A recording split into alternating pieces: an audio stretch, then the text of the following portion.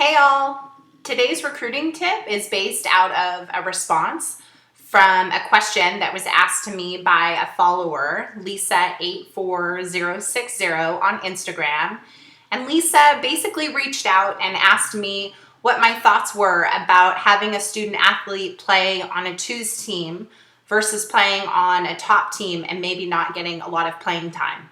So yesterday, for those of you who didn't see yesterday's blog post, yesterday I talked about how it's super important to be really proactive in the process, and even if you're not getting playing time, you can still get recruited.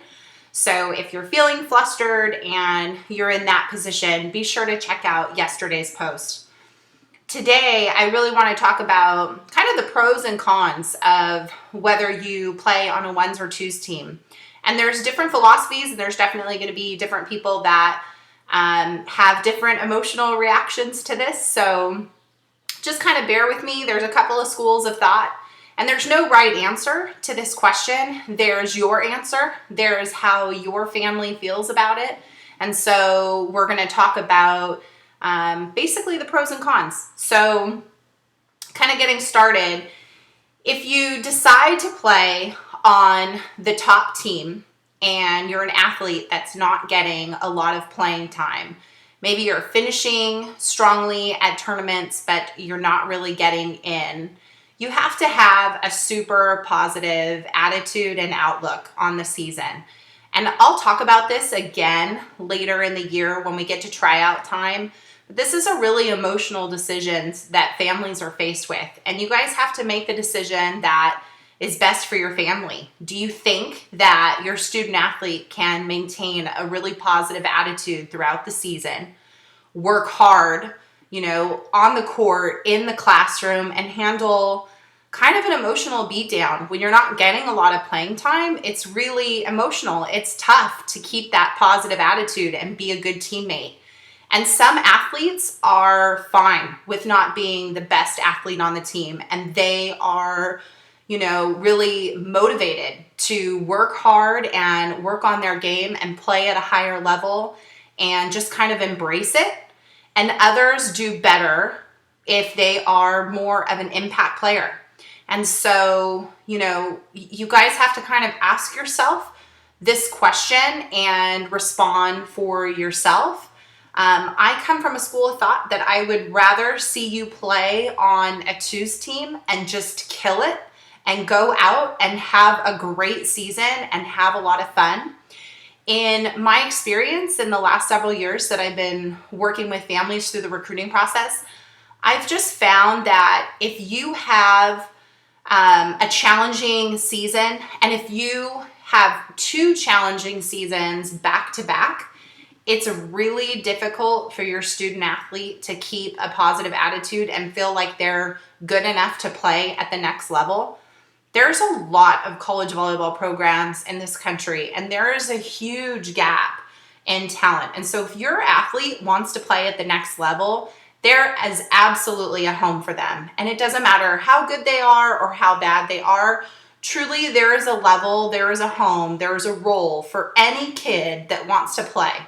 So if your child wants to play, I would say, talk about it as a family and figure out what's going to be the best route. Are you okay with playing on a 2's or a 3's team and maybe not having strong finishes, but playing 6 rotations? Or do you want to be associated with a roster where you're sitting on the sidelines and maybe you're not getting a lot of playing time, but you're on a top team? And maybe you're playing in the open division and there's a lot of college coaches that are coming around and that are watching your court.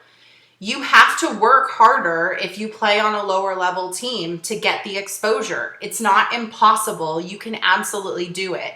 But you'll notice in a lot of my video posts and a lot of the things that I tell you to do, it's all about being creative and stepping out of your comfort zone, standing out from the competition. Give those coaches something to come and evaluate. Be excitable, be unique.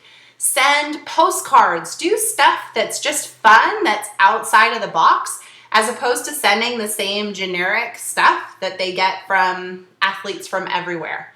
So I'm sorry if this wasn't really the answer that you were hoping for, that you were looking for. There is no right answer. There's your answer. It's a personal decision. I am not a fan of, sitting on the sidelines and having a tough season and then having a tough high school season at the same time. If you're not going to get a lot of playing time on your high school team, then I would say probably from an emotional standpoint, I would play on the lower level team and not duke it out. But I'm saying that in experience. My years of experience have just shown that kids that have a really tough high school and club season back to back tend to quit and they don't have it in them. So you can embrace whatever choice or decision that your family makes. You can't go back on it. Once you make a commitment to the team, then you've made it and you just have to go for it. So whatever you decide, know that it's a commitment for 6, 7, 8 months. And that's going to be your commitment and that's your choice. It doesn't mean that it's going to make the recruiting process any easier by playing on a team that has strong finishes when you're not playing all the time. It's not impossible to get recruited. It's not ideal though either. You can film at practice. You can certainly come up with other strategies. And I'm always here. If you have a question about the recruiting process, #AskKaraHill, text me, email me, hit me up. I would love to hear from you. And that's what these recruiting tips are all about. I hope that I answered your question, Lisa, and best of luck to you, Brianna. I hope you become a client one day and I get to be a part of your journey.